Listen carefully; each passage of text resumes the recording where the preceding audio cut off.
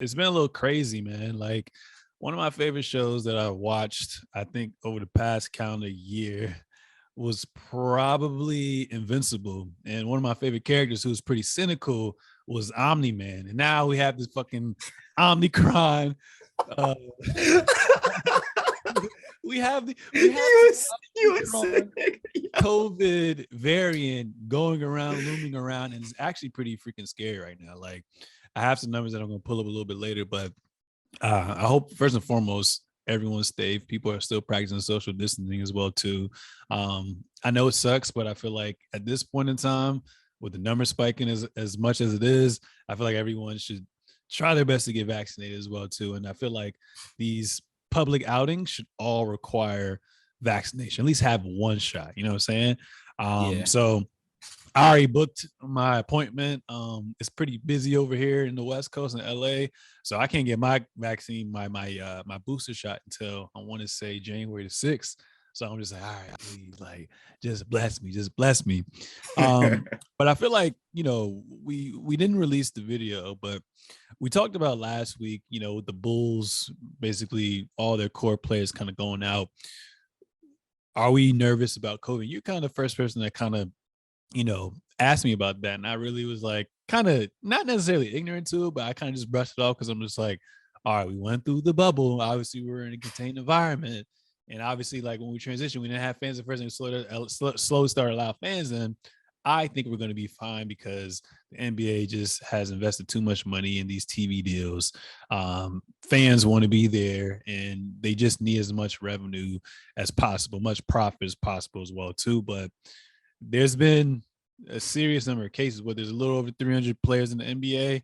And from what you told me before we started recording this was that I think there's been over what? What were the numbers again? Can you help me out with that? What were the numbers again? 97 players have gotten it in the month of December. 3 of them got it twice. We need to find out who 3 that was, because that's OD. Need to stay inside. They said, I think it was like 113 since the season started. Like, it's getting crazy out here, bro. It's getting crazy. Everyone wants to be inside, be outside. I'm sorry, when you should be inside. You know what I'm saying? So I'm pretty curious, like, how is this shit spreading? I mean, I kind of know how it's spreading, right? Obviously, one, there's a variant, but two, I just feel like because we feel like we're fully vaccinated, we still feel like we can just go out and about and just do whatever and whatnot as well too. We've kind of been loose with things, but I expect moving forward that we're going to be a little bit, well, not we, the league is going to be a little bit more strict. So I think they got a little bit more strict with masks you have to wear during the games and before the games and traveling and whatnot as well too. But Yeah. I mean, honestly, probably try to limit the interaction with the crowds. I would also say, like, even if you're fully vaccinated and you're in attendance as a public guest, as being a part of the crowd, or being a fan, I feel like you should have your mask on all the time unless you're eating something. There's been too many times where damn near the whole crowd, no one has any mask on as well too. Because the vaccines are just more likely to help you fight off COVID if you happen to catch it. It's not going to protect you from not getting it. So there's still a chance that you can get it. It just won't be as contagious and it won't affect you as much on for health reasons as well too.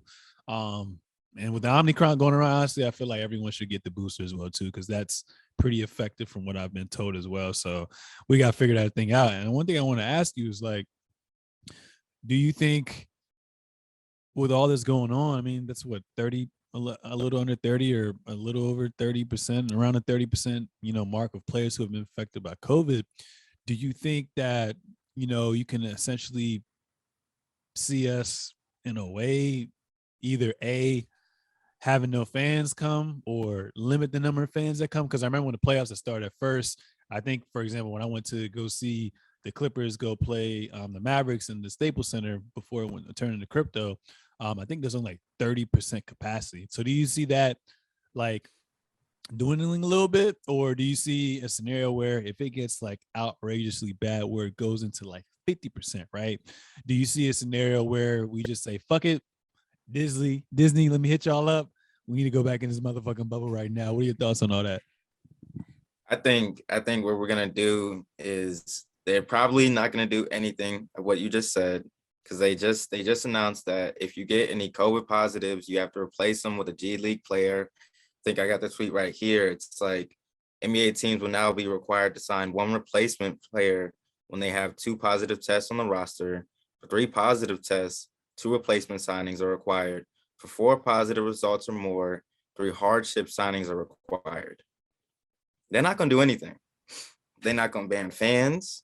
They saw the bread coming in since the pandemic started. They're like, oh, y'all ready to come back? Are we ready to take them that money? And you told the story to me the other day. We're not gonna say no names, but they're not even checking tickets at some of these stadiums. They're not checking your card to see if you got the COVID booster or the shot in general.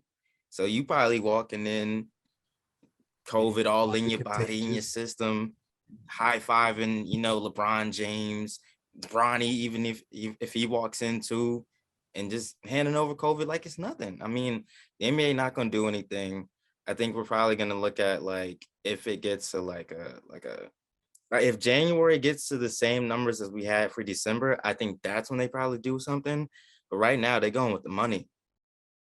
Yeah, you're right. They are going with the money right now as well too. Like I said, like we've seen such a spike. I mean, obviously in COVID, but such a spike back in the NBA's revenue. I just don't see them downsizing again as well too. But I mean, it's just one of those things where we're gonna have to see on a daily basis, because it was kind of scary last week, man. I ain't gonna lie to you. Like going into this past weekend, every day, bro, every hour, bro. I think you were in class. I was texting you that, yo, I'm working on this project or something. And I was like, yo, this dude got COVID. This dude in protocol. This dude got COVID. It was OD. Dropping like fucking eggs or something. It was just crazy, man. So, and it's crazy to think of, because like it's like, all right, players, how this happening?